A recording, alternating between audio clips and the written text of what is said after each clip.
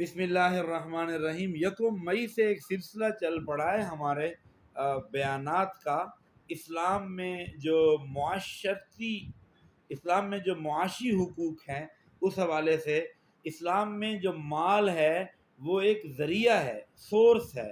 اب اس مال کے حصول میں جو اجتماعی مفادات ہیں وہ مقدم ہوں گے، یہ اسلام کی روح ہے، اسلام کی سوچ ہے۔ وَيُؤْثِرُونَ عَلَىٰ أَنفُسِهِمْ وَلَوْ كَانَ بِهِمْ خَصَاصَةٌ، اپنی ضرورت کے ہوتے ہوئے دوسروں کو پریفر کرنا، انہیں ترجیح دینا، یہ اسلام کی بنیاد ہے۔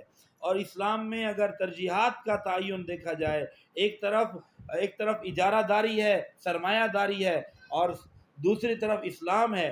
اسلام میں جو ترجیحات ہیں، سب سے پریفریبل چیز ایمان ہے، اس کے بعد جان ہے، اس کے بعد عقل ہے، نالج ہے، اس کے بعد عزت یعنی سیلف ریسپیکٹ ہے، اور سب سے آخر میں جو چیز ہے ویلیوز کے اعتبار سے اگر پوائنٹ آؤٹ کیا جائے تو سب سے آخر میں مال آتا ہے۔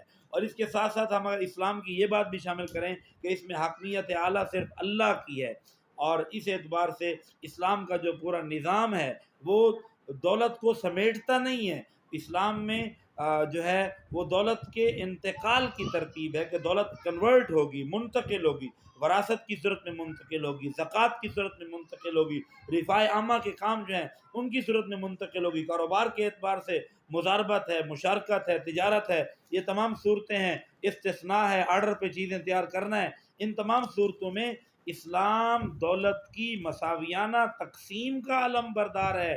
مضاربت ہے، مشارکت ہے، جو بھی کاروباری چیزیں ہیں، کاروباری اعمال ہیں، ان میں اسلام نے ایک مساویانہ تقسیم کی ہے۔ اللہ تعالی ہم سب کو ان کی قدردانی کی توفیق عطا فرمائے۔